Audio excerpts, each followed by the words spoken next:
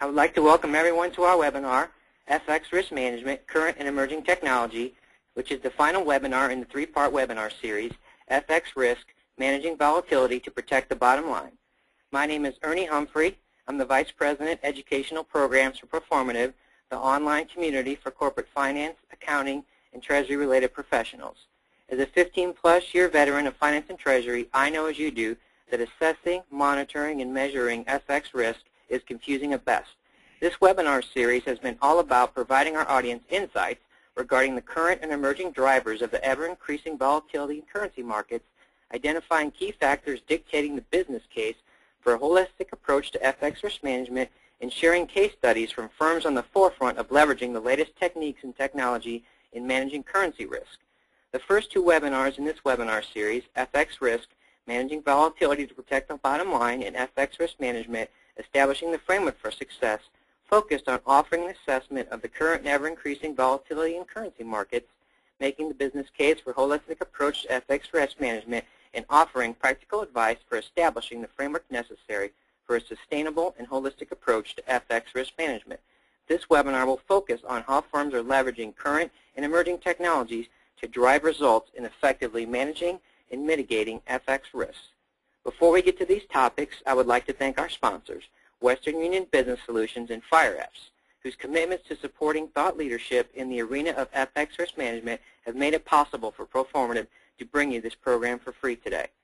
Today, we will hear a joint presentation from Andy Gage and Karl Schamotta, and then we will spend the remainder of our time in an open panel discussion.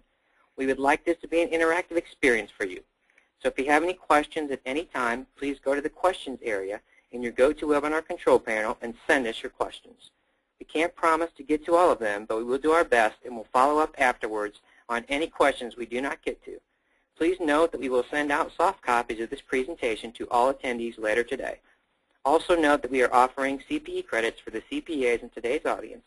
If you would like CPE credits, please send an email to twalsh@proformative.com. That's twalsh, T-W-A-L-S-H, at proformative.com, Proformative.com, in order to receive your CP certificate. Don't worry, if you didn't catch that email address, Tanya will be the one sending you the webinar survey and presentation slides later today. Okay, let's get started. I'd like to introduce our speakers, Andy Gage and Karl Schamotta. Andy Gage currently serves in the role of Vice President, Strategic Market Development at FiREapps. Andy has over 20 years of experience in consulting, product management, and marketing. Again, he is currently the Vice President of Strategic Market Development at FiREapps, where he advises corporations, consulting firms, and business partners on a wide range of foreign exchange exposure management topics and emerging industry best practices. Prior to his tenure at FiREapps, Andy held management positions at Cyclone Commerce, Deloitte Consulting, and Syntex Pharmaceuticals. Andy holds a BS in Business Administration from the University of Arizona and an MBA from the University of Texas, Austin. Karl Schamotta currently serves in the role of Senior Market Strategist. Karl has designed and implemented risk management and trading strategies for hundreds of companies ranging from small businesses to large corporations. As a member of the Business Solutions Analytical Team, Karl also provides market analysis and strategic guidance on a daily basis for thousands of international businesses. Karl is a regular contributor to a number of international Treasury and finance magazines, and his market analysis and forecasts have been widely quoted by such publications as Washington Times and the Wall Street Journal. With that, I'd like to hand over the floor to Karl Schamotta, Senior Market Strategist, Western Union Business Solutions. Karl? Thank you very much, Ernie. Thank you, everyone, for joining us for the third session here for our third webinar. Today, what we're going to be discussing is really a technological framework, the nuts and bolts behind your risk management policy. And to sort of open that up, what we're going to do is discuss the topics that we've already covered, the risk environment and the risk framework that should underlie the technological architecture that your company will deploy.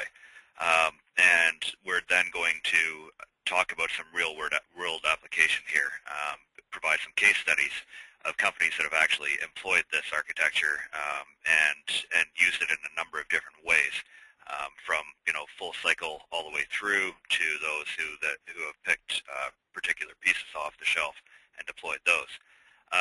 So the first thing that I'd like to talk about here is the risk environment that we're dealing with, and we really covered this in our first webinar, talking about the fact that as the globalization process has occurred around the world, companies have gone farther and farther in search of cost efficiencies and revenue opportunities. And this has meant that exchange rate movements have a much more material effect on companies that operate internationally, and effectively severely impacts balance sheets and cash flows for international business these days. At the same time, the same globalization process has brought the world much closer, and it has made the currency markets themselves more vulnerable to extreme moves. As Wolfgang mentioned in our first webinar, an event in Libya can have a direct impact on the US dollar these days. And as we saw last week, a slide in the commodity markets can cause currency markets to reverse direction very, very swiftly and cause immense damage for companies that are exposed to exchange rate movements.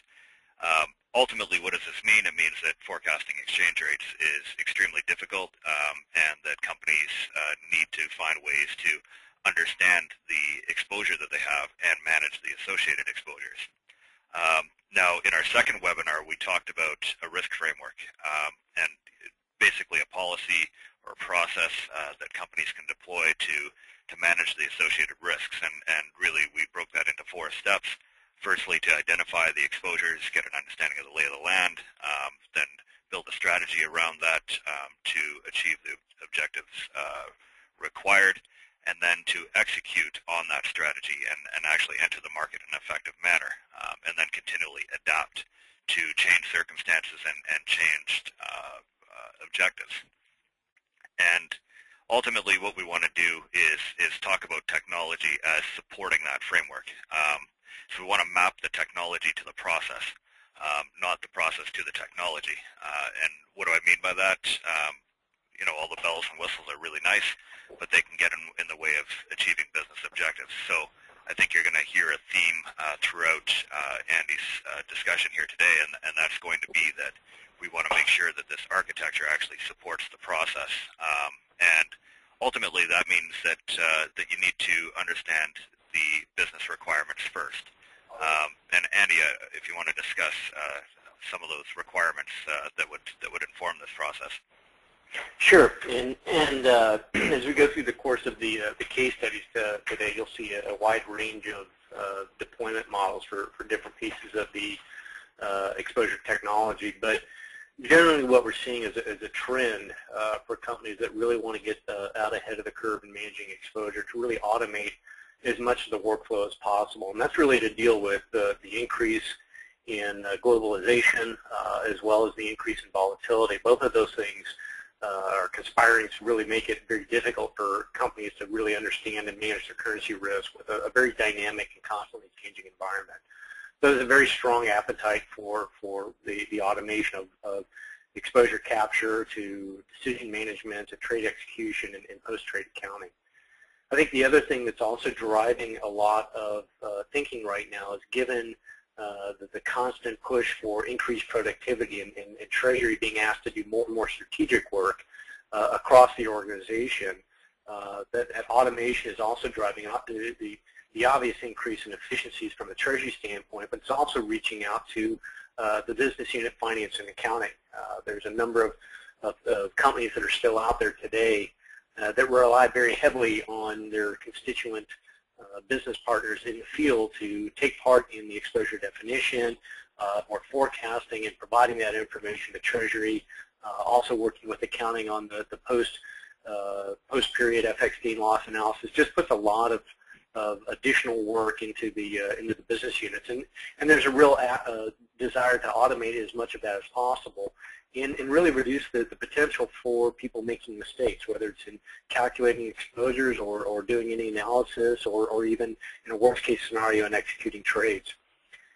I think the other key aspect that we're seeing, and this is really coming from boards, it's coming from auditors, executives, is a fundamental increase in transparency and timeliness. When currency markets conspire against you, it doesn't happen gradually. It can happen very, very quickly, and it can be a result of a large directional move on a currency, or it can be a result of some internal mechanism or internal accounting process going awry that creates a surprise. So being able to have visibility across the entire enterprise as to really what's driving the exposures and having that at your fingertip in some sort of a dashboarding format is becoming a fundamental requirement in numerous organizations. Trade execution, the ability to automate the trade execution and then take advantage of pricing leverage in the market is also becoming more and more of a focal point. But as you lay all of this stuff in place, you can't lose sight of the fact that there's a constant push for increased compliance and control. So having a process that's completely auditable from cradle to grave that can pass both internal and external audits is really key. And then finally, you need to have something that's in place that's not going to be wed to how you've done it in the past or how you're doing it today, but is going to set up for the fact that your company is going to continue to grow and probably grow through acquisitions into more and more emerging markets that bring a lot more risk with them. So those are some of the fundamental requirements that we're hearing from the marketplace, really from top to bottom, whether it's starting with the exposure capture to trade execution and all the way down to the post-trade accounting. Karl? Yeah, so effectively what we're looking at is the technology needs to support three broad areas. The first is capturing exposure data, generating data on the cash flows that may impact the business itself, and then secondly, identifying and managing the resultant risks that are popping up, and executing offsetting financial transactions with your external counterparties, and then tying all of that together. And that's really the key is making sure that all these systems are talking to each other, and that the data is moving through the process efficiently. Great. So as you begin to think about how currencies impact a company's financials, this is a great model to begin to kind of compartmentalize some of the major sources of currency impact. So if you think about a typical income statement where you've got your revenue, your cost of sales, operating expenses, you have your net, basically all the things that we refer to as above the line. Those are going to be impacted based on the cash flows that are coming through on revenues and COGS. Those are typically things that are forecasted in nature as companies begin to try to understand what their exposures are and develop a policy for hedging. But there's also a lot of value in the information that has historically been captured around the business. If you go below the line and you think about the items that come off of the balance sheet, the monetary assets and liabilities that when remeasured are going to create an FX gain loss, those are typically being recorded within your FX gain loss line in other income and expense. And to really have a holistic framework in place, you need to have an ability to understand your exposures both from a historical, potentially from a forecasted perspective, whether it's above the line or below the line. It's critical to at minimum make sure that you understand what those exposures are so you can determine, based on our earlier webinars, what your risk is and your comfort as an organization on your risk tolerance. If you go to the right side, there's a business decision based on your understanding of your exposure and your risk as to how and in fact, whether or not you actually want to manage that risk. So when you're managing the above-the-line exposures, those are going to be looking out at forward-looking cash flows, 12, 18, 24 months, trying to understand how those things are going to be impacting the organization in the currencies that you anticipate doing business in. And then below the line is really understanding how things are going to be remeasured on a month-to-month basis, and there's a lot of things that go into how that's done. And that's where you may be simply looking at organic or natural hedging opportunities as a way to manage that exposure, or looking at using the derivative markets to hedge that. So it's good to frame up your overall understanding of exposure and risk and what the appetite for managing that risk is. Now, what you'll see a lot of companies doing is starting to think about the underlying infrastructure that's required to do this across the enterprise. And this slide here really represents many of the elements that Karl mentioned earlier in terms of the technologies that are now currently available for companies to understand, manage, and execute in this environment. So on your left side, these are going to be the sources of data. This is where the exposures exist in the business today. These could be your SAPs, your Oracle, your PeopleSoft systems, accounting systems. They can be planning and consolidation systems, and quite frankly, they can be spreadsheets. Typically, when you're looking at the cash flow forecast, a lot of that stuff is done based on worksheets coming out of the FP&A group. Having the ability to take information out of those existing environments and bringing it into an environment where you can begin to aggregate that exposure, harmonize it, rationalize it, analyze it from not only do I understand my exposures, but do I actually believe the integrity of that information is really critical. The next step is then executing your policy. So what recommendations or what decisions do you need to make? That information is then typically packaged up into a trading execution if you're going to go to the derivative markets, which would be passed off to a trading engine such as the ones provided by Western Union and others. And then from there, it's going to be handled downstream to a Treasury management system to handle the post-trade accounting, or if you're doing FAS 133, your FAS 133, FAS 133 accounting. Now, it's important to state at the outset that this is sort of the emerging reference architecture for all of these components: exposure, pre-trade exposure analytics, trade, and post-trade. But as you know, the reality of the world is, you know, we all have to deal with. Not everybody has all of these technologies in place. So the presentation that I'm going to walk you through today is going to be a case study of really companies at different levels of maturity in terms of their exposure management and their technology stack. And we'll give you a sense on how companies are working with their existing exposures given the limitations of their technology stack that they have in place today. So as we move to the next slide here, I'm now going to focus on a case study with a company we call the company out of Boston, Nuance Communications. And really where they were, just a little bit of background on them. They're roughly a $1 billion company, significant international operations. A lot of their business is done outside of the U.S. And they really grew into a risk environment that, quite frankly, they were not comfortable with. So if you go back in time, one of the things that they recognized is they took a very significant foreign exchange hit about 2 years ago, and that impacted them about 1 cent per share. And that was enough to motivate a lot of people to take a very hard look at it, because historically they had been seeing FX impacts really on the plus side. So historically FX gains were the norm, began to experience the unacceptable losses. And that drove Treasury to begin doing an internal assessment, really going in and trying to dig in to their exposures by currency pair, trying to understand how that was being brought together, and really went through it what is quite common of just doing an internal exercise using spreadsheets. What they went through in that process created an exposure definition for them, but they recognized that the time that it took to bring that information together, the fact that they didn't have all of the information that they needed, and very quickly they were able to isolate specific errors that they saw in the spreadsheets with just a very brief audit. They really didn't have any confidence in that number, and they had a lot of pressure from them to really see what is going on to manage that risk. So as you look at what they tried to do from there, is they implemented a very straightforward environment. They had Oracle as their accounting system, which contained for them their major source or focus of exposure was their balance sheet exposures. They used FiREapps to aggregate the data from that accounting system and really help them dig in and understand what was happening from an exposure standpoint. So as you dig into what they were doing is a very nice analytical environment where they were able to look at their exposures by currency pair. They were able to look at it on a corporate level. They were able to break it down by entity. They were able to segment it based on monetary asset and liability class, and even down to specific general ledger items within their Oracle system. A lot of insights came leaping out of them as they did that. One is we see a lot of information telling them about their intercompany balances. There was a lot of noise within their intercompany. They created a very distorted view of their exposures. They were able to use the ability to look at data over time, to look at the trends and help them figure out what were the patterns that they should be looking at in terms of how they would forecast their exposures.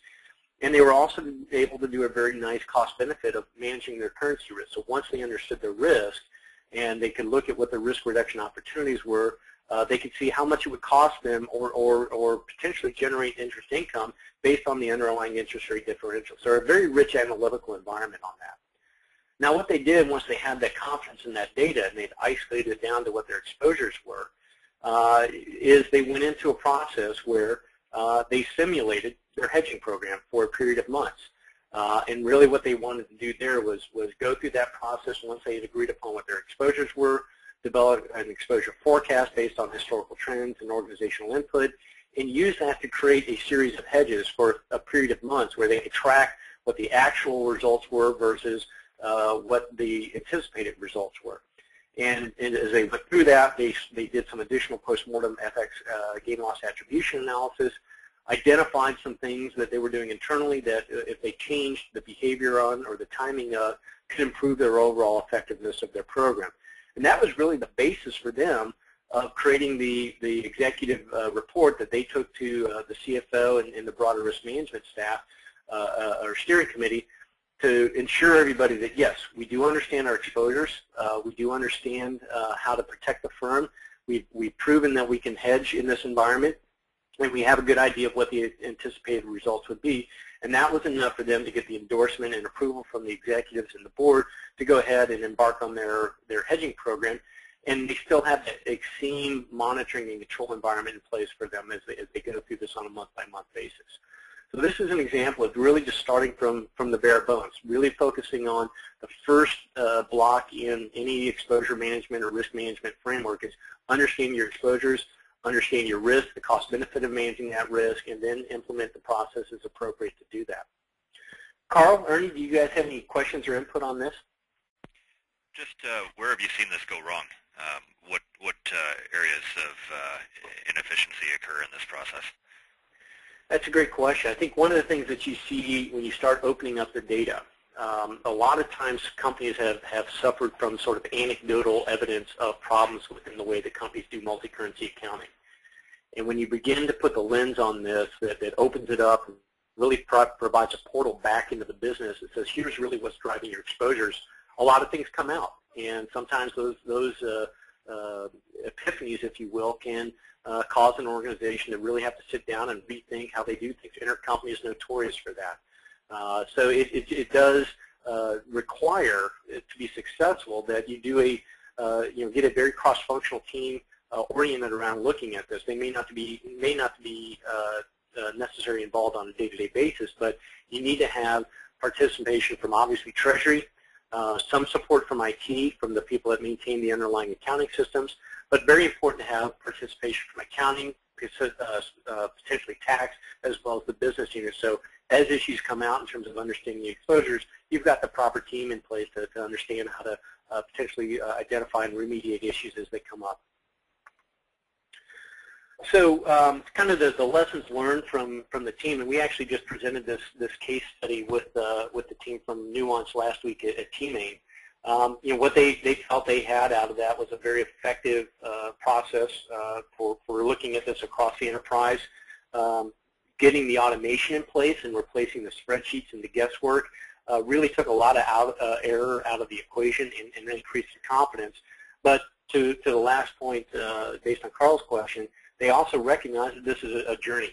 They're not done. There's still ample opportunity for them to continue to seek opportunities to increase efficiencies, either from an operational standpoint or from a transaction execution standpoint, and there's always opportunity to continue to reduce risk. So let's take to the next stage here, ADC Telecom. ADC Telecom was a bit further down the path in their program. And what they recognized early on, well, let me give you a little background. They're about $1 billion in revenue, actually just recently acquired by Tyco Electronics. But prior to that, had a very lucrative business operating in a lot of different countries. And a lot of their exposure was generated as a result of their overseas sales, but a lot of it flowed through the business in the form of intercompany exposure. They recognized a couple of years ago that similar to what Nuance experienced, there was going to be a change in the dynamics of their business where historical gains were going to become very significant financial losses for them. And they recognized that they didn't have a proper framework in place to deal with this.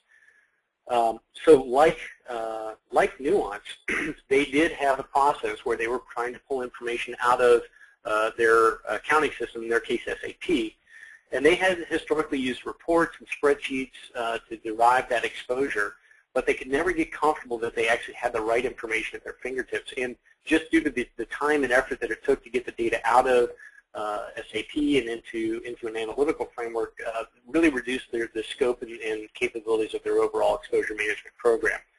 So by layering in the FiREapps solution, as well as beginning to lay the foundation for trading at a much higher level of trade execution, they realized once they did this, they were going to expand their currency footprint from 4 to 6 currencies to 16 to 18 currencies. They wanted to make sure they had effective exposure management and trade execution to deal with that increase in volume required to protect the firm there. So FiREapps in this case is working directly with pulling information out of SAP, all monetary asset and liabilities, again, very much a balance sheet focused process, but they also included data from other parts of the business that were not on SAP or required adjustments to the actuals, went through the same process of analyzing the exposures and having the system recommend trades, and in this case the trades go out to a trading platform, and the trading platform provides information back into the FiREapps environment so the company can see at any given point in time what their gross and net basis of their exposures are. One of the side benefits of this process for them is prior to doing this, given the painstaking process that they went through historically, they were able to move their program from a once-a-month snapshot to once or twice a week snapshot and continually monitoring and adjusting their positions in the marketplace to drive down the exposure impacts. And one of the things that they found very quickly as a result of taking this much more automated approach from exposure capture to trade execution is they found that within the first 6 months of implementing this automated process, they had eliminated $3 million of foreign exchange losses. They also recognized that their more institutionalized and robust process identified 30% of the exposures that they were historically missing due to gaps in the reporting and spreadsheet processes. The bringing in of additional information from other business units helped them further their understanding of their exposures. And just based on that automation and that analytics, they were very quickly able to increase their hedge coverage by about 50%. So hedging the existing currencies that they were hedging to a higher threshold and expanding the portfolio. I think the ultimate testament to the results of this fully automated process for them, short of having a treasury management system, is the fact that at the end of the day, they were able to take a very chaotic FX gain loss line for the first half of this and really drive it down to a very straightforward performance. And as you can see here, early on, lots of volatility, not really able to stay on top of that. Their hedges were not really tracking where they needed it to go. And as they implemented the processes, they really drove down the exposure and the risk and the results to a very acceptable framework. Any additions to this, Ernie or Carl? Just one thought there. When a company is evaluating the volatility of the P&L, how do they do that? How do you recommend that they do that? Well, what we always recommend is it's always good to go back and look at the overall FX gain loss on an aggregate basis as well as on a business unit basis, because you will see some diversification. But just being able to monitor the FX gain loss lines and being able to get comfortable with how much of that you can explain is a good way to see how it's been modeled. And the big question you have to ask the organization is, how much volatility is acceptable? Because there can be a cost of managing that volatility, and just doing it in the format that you see here is it's a great way to begin to understand how much risk you have in the business and what's possible. The other approach that we've seen to be very beneficial is once you have a complete understanding of your exposures, you can do what we refer to as a core analysis, which then takes into consideration your exposures. It'll calculate your risk, and then based on the interest rate differentials on the hedges that you may or may not choose to execute, you can look at how much it can cost or how much interest income you can generate based on the interest rate differential. So it really allows you to do an analysis of the cost and benefit of the overall hedging program. Okay. Now, one thing I will comment on here, because I'm about to show sort of the full straight-through process, is you'll notice in the ADC case study, they have the exposure and analytics and they have the trade execution. Really fundamental. This is where we see a lot of companies investing first, just to getting down to that efficient exposure analysis and efficient trade. That can do a lot for a lot of companies, and you will find companies that ask the question of, well, how do I handle trade management? How do I handle some of the post-trade accounting and mark-to-market activities?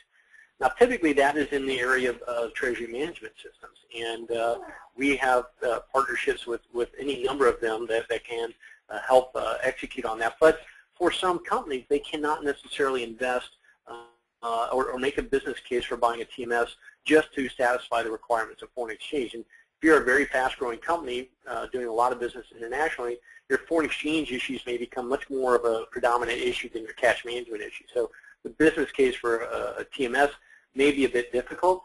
So we're seeing more and more companies asking for sort of this lightweight trade management capability to really offset the requirement to go get a full TMS. So in that environment, I think it's important to talk to your business partners like a Western Union or FiREapps to see how they can accommodate some of those issues instead of having you go out and invest in a full TMS environment. That being said, a TMS does play a very critical role in a very mission-critical foreign exchange process. So let me now shift gears and talk about what I believe to be one of the best implemented straight-through processes for foreign exchange in the marketplace today, and that's with Agilent Technologies. So a little background on Agilent. Agilent Technology is actually a spin-out of Hewlett-Packard.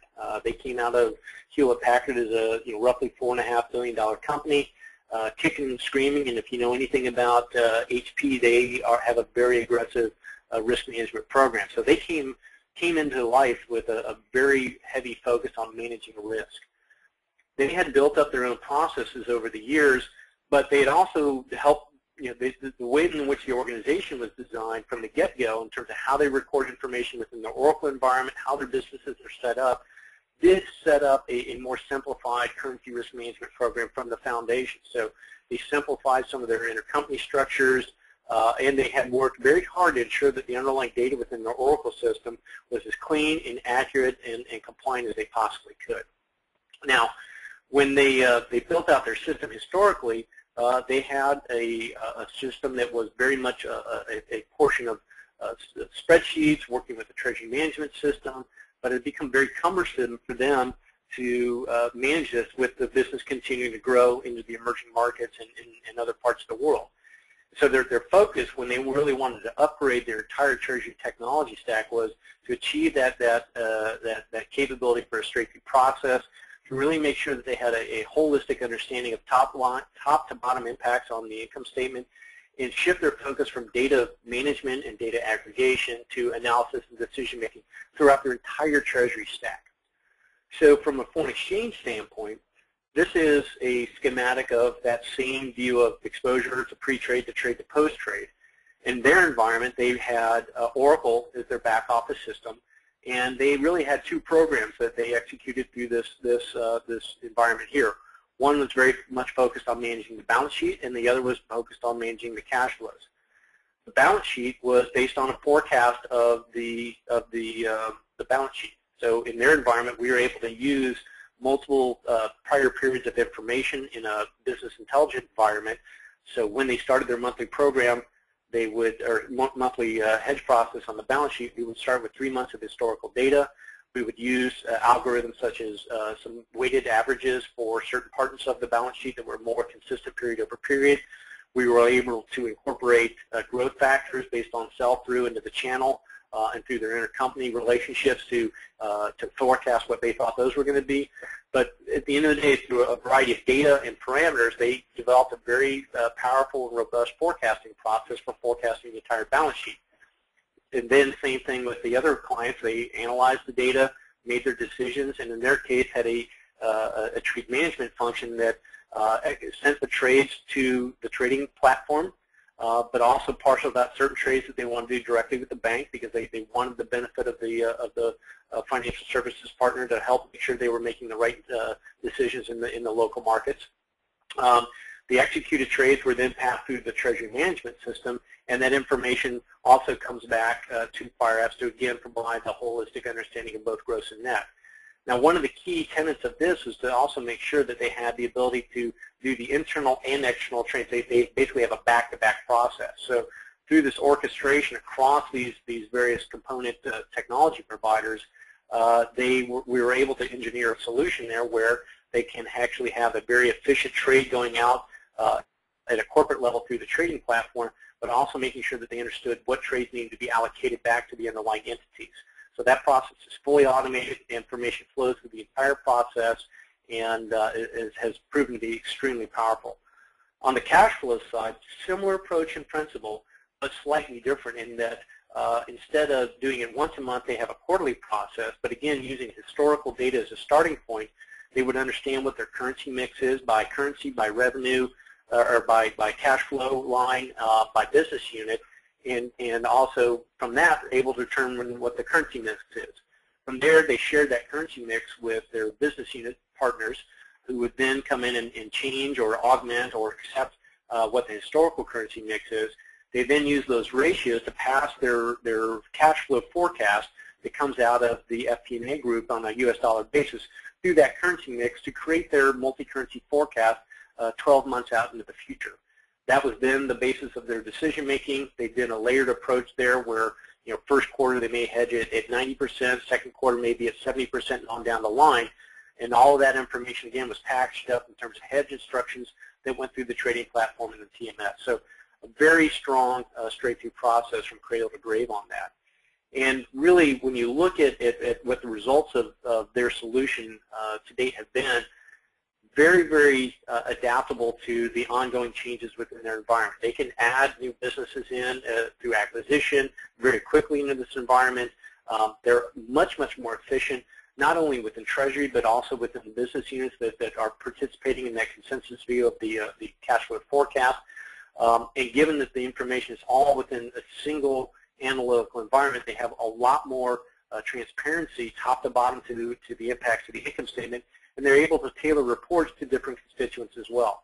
I think the other thing that was also very critical for them and really has proven to be very, very robust is being able to ensure that they have proper compliance and control.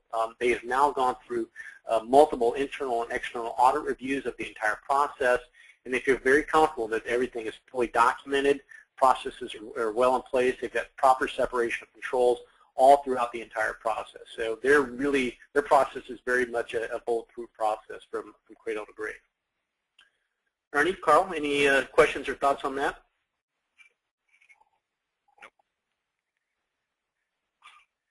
No, not from my side. Thanks, Andy.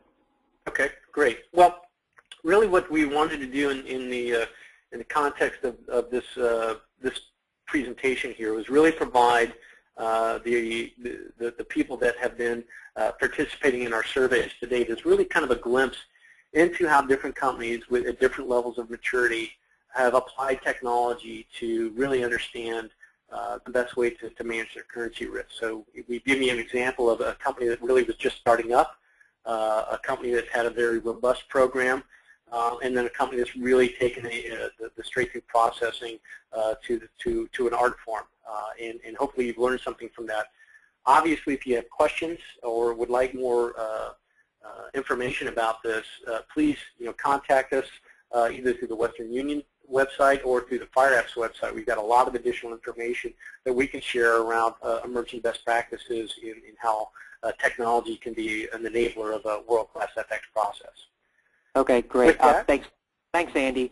So now I'd like to open up the panel discussion and Q&A for our audience. First and foremost, I need to apologize for some of the audio issues that we were having previously, so I'd like to just take a step back and do a little summarization of the content for those of you who are having some audio issues. So I think that in synopsis, the first part of the webinar was really devoted to stressing, once again, that you have to have the appropriate alignment of people and process before you even get to selecting that right technology. And then as Andy mentioned, it was fantastic to go through those 3 different case studies to be the most relevant to the different situations of the corporations in the audience. So someone who is just starting out on the cusp of this, and then there's someone that's a little bit farther advanced, and then take you to kind of the best and the brightest on that case study. So I think that sets a good tone for us here. So with that, I'd like to direct my first question probably to Andy, and then Carl, feel free to comment. How do budgeted FX rates drive the FX risk management strategy, and how do you choose them strategically? Karl, you want to take that one first from your standpoint, because I probably have a different view on that, but why don't you take a first snap at that? Absolutely. I guess first observation I'd make there is that that the budget rate for an investment in a foreign asset should normally be the exchange rate that was in place at the close of the previous fiscal year or the last reporting period.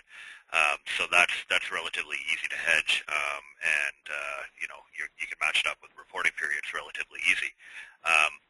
Now, on the other side, the way we like to look at this is more, rather than taking a market-focused view, I would suggest taking more of a margin-focused view, understanding, the pricing strategies that the corporation uses, and determining the profit margins involved. From that, determining what break-even exchange rates might apply, and then using that as a basis. Trying to forecast where the market itself will go, or using a really written in stone exchange rate is pretty much a recipe for hedging decisions down the road that will lead to greater inefficiency. Yeah, I would agree with that, and I think what we also see really on the balance sheet, which is quite a bit more dynamic, because you're dealing with a constantly changing set of rates, and you're trying to match your hedges, which are typically shorter in duration, with the underlying exposure. We typically see a couple schools of thought. One is going to be looking at the hedge, or the balance sheet rate is going to be some derivative of the prior month. It's going to either be the end of the last month, or an average of the prior month, or a weighted average of the prior month.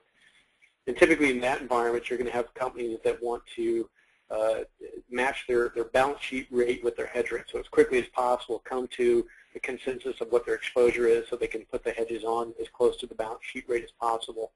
And in that environment, you typically do a lot more forecasting, even of the balance sheet. And that's in this case here, that's exactly what Agilent Technology was doing.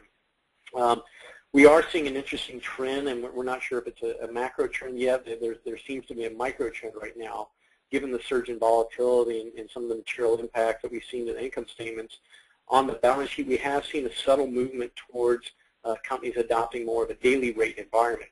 And that really does change the dynamics there. It's going to force you to look at managing your exposures on an actuals basis, and certainly adds a lot more complexity to the FX gain loss at the end of the month. But there's a variety of drivers as to why companies do that. Either it's driven for statutory reasons, it's driven, and we're seeing a lot of pressure from auditors trying to explain the results. And at the end of the day, from the risk management standpoint, you just have to be able to understand what's the best way to understand the exposures and map your program to the appropriate environment. Yeah, and I don't know if you're seeing the same thing, but you're seeing a bit of a shift away from the linear hedging instruments, such as forward contracts, towards more average rate instruments that pay out on an average rate basis that match those daily moves. Yep.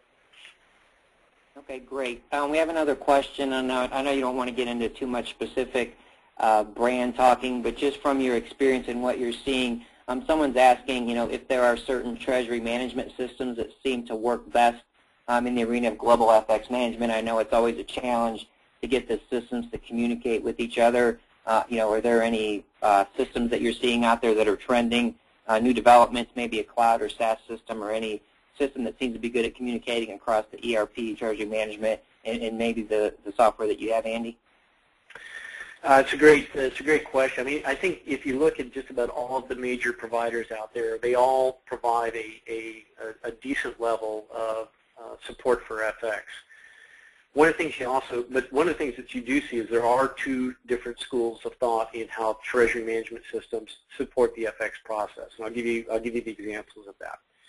If you look at the workflow that was constructed there for Agilent Technologies, the process basically went from exposure management to trade execution, then to the treasury management system. And that's probably the prevailing approach that we see out there, where external trades and internal trades need to be sent to the TMS so they can do the reconciliation there. There are certain vendors out there that really want to put the treasury management system prior to the trade execution, because they want to leverage the trade management functionality within their environment, and they've already got plugged-in hooks to the likes of FXall or other Treasury or trade execution environments.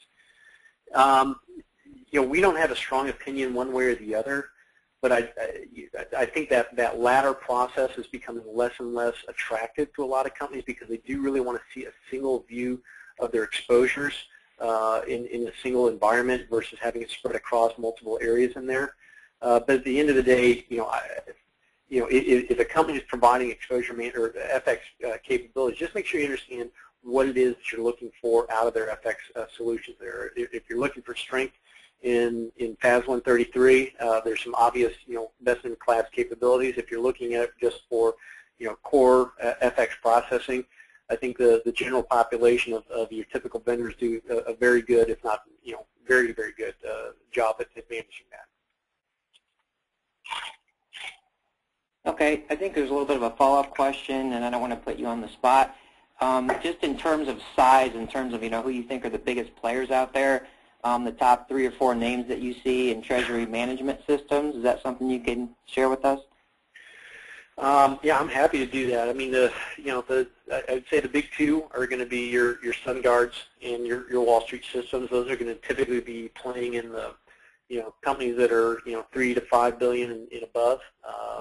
And they all have solutions that really tailor to the different levels of the corporates that are out there. Then you've got some providers in the sort of the mid-tier space. You've got the IT2s. You've got the Kyrebas. Reval's got some enhanced capabilities that we're providing in that area. Although Reval's typically more looked at really just based on the strength of its FAS 133 accounting.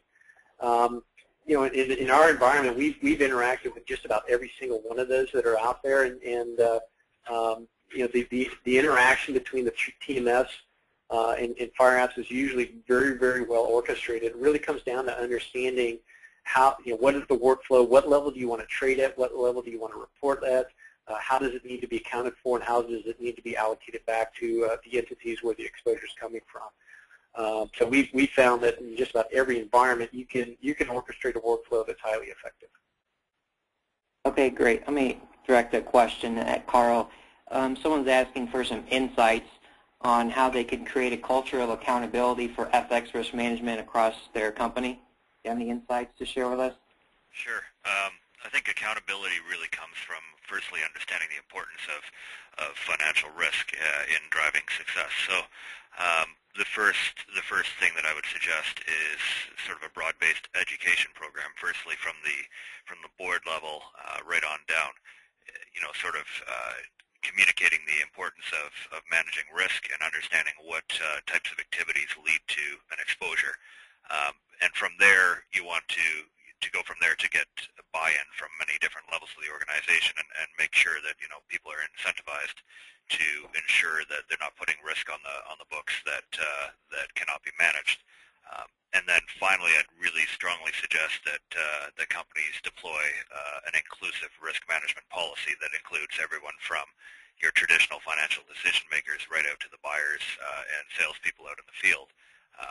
That makes people accountable for the decisions that they make. A lot of sales guys and buyers are more than happy to cut a nice deal, but we need to make sure that they're considering the foreign exchange impact and that they're communicating that impact right back to the centralized treasury operation or the accounting authorities in charge, so that the exposures can be managed.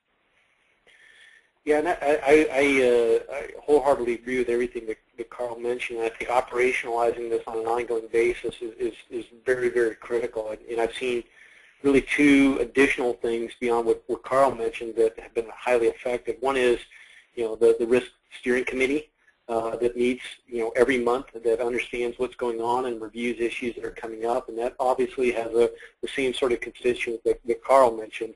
But that's a really critical piece there, because you really want to get down to a database discussion between all of the constituents around this and get away from the anecdotal conversations. But I think that's a great way to drive it. And then the next thing that I also have seen as a best practice is when issues do arise and they kind of reach the level of unacceptable pain based on the perspective of the steering committee. Having the ability to implement some of the methodologies from a Lean or Six Sigma or operational excellence to put together those cross-functional teams to go in and triage and remediate issues that they're seeing in the field. I can't tell you the number of companies I've seen in this space that have used this, because foreign exchange cuts across all elements of the organization. Having that cross-functional team discipline to go in there and resolve internal issues is the fastest way to get issues resolved and drive both the education and the accountability back into the organization. Okay, great. I think I have more of a comment, but I think it's a fantastic opportunity for both Andy, you and Karl to comment. Just a basic comment of, Treasury currency is in a steady state, say upward or downturn, and hedging only smooths the impact. It doesn't eliminate that, agree. I think so that's kind of getting at, how do you communicate, the value of hedging and why you hedge? It's a great question. Karl, you want to take the first one? Sure. At the end of the day, it's all about predictability. The issue is not necessarily volatility. It's the fact that an unhedged exposure creates a surprise, and that surprise means that capital investment, resource allocation, that these areas of the business are not operating at peak efficiency. So I think that the important thing is not to look at it from a market context, not to think about where the exchange rate went relative to where your position was, but to look at the fact that your business is operating more sustainably in the long term by eliminating, unforeseen exchange rate adjustments. Yeah, I completely echo that, and just a couple of additional contexts. In most companies, foreign exchange actually represents one of the top 3 financial risks to the firm. And it is a financial risk that is completely manageable, given the right aptitude and approaches to understanding and managing that risk. And one of the things you got to keep in context is most companies that are doing business international do a phenomenal amount of currency transactions on a daily basis. And if you added up all of the currency transactions, hedging, just moving cash around, doing intercompany processing, it's not uncommon for a company to do its own revenue in currency transactions on a year. And in many cases, it's actually more than their revenue passing through the cash flow cycle on currency transactions. So currencies are the lifeblood of a lot of companies. In a perfect world, we drive currency risk out of the business, and we'd all be currency agnostic. But in the real world, it is a very real issue, and it can represent one of the largest financial risks if left unmanaged. Okay, thanks, guys. This is an interesting question. They all are. So the question is, given that there's an FX steady trend, as far as volatility goes, how do you kind of balance hedging like 12-month sales versus hedging the balance sheet? So how do you produce that mix, or how do you quantify that? Is there a trade-off between the two? Does managing one create issues on the other side, or can you comment on that?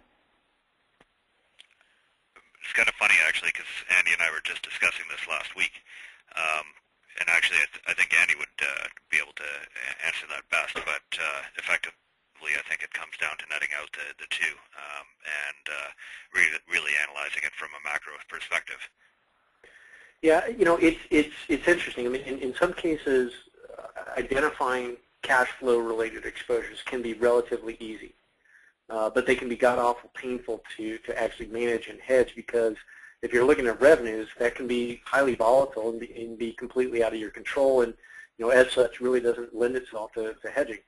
You start to look at certain operational costs, funding operations in an Indian call center. Those are going to be more predictable. You can see those coming, and that can make a lot of sense. But it's going to be more targeted hedging of specific cash flows. The nice thing about the balance sheet, though, at the end of the day, is that it is known.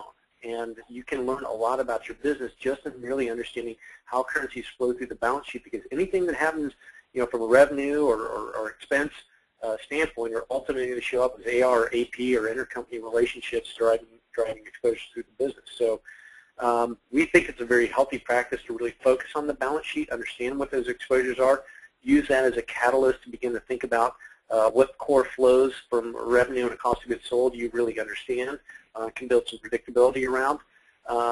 And the other final factor is it comes down to what is your business model and what is the risk appetite of the constituents in the firm.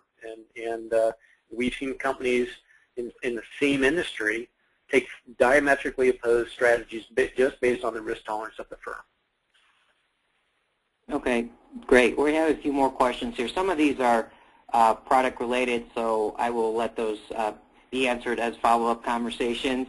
Again, if you have a question, please enter that in the question panel. This time we still have a few more questions. I have a question, and maybe a follow-up.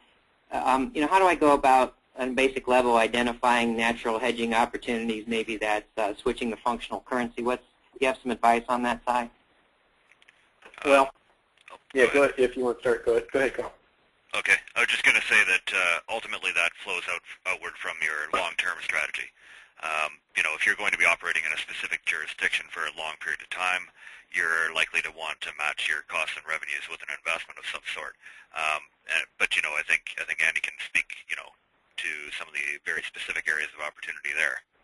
Yeah, no, it's actually great. It's a great question. And actually, one of the things that we've seen as a byproduct of a lot of the M&A activity is, as companies are buying up other companies, in some cases buying their nearest competitor, and you integrate two companies with fundamentally different functional currency strategies, you need to sit down and really think through what's the right way to do it.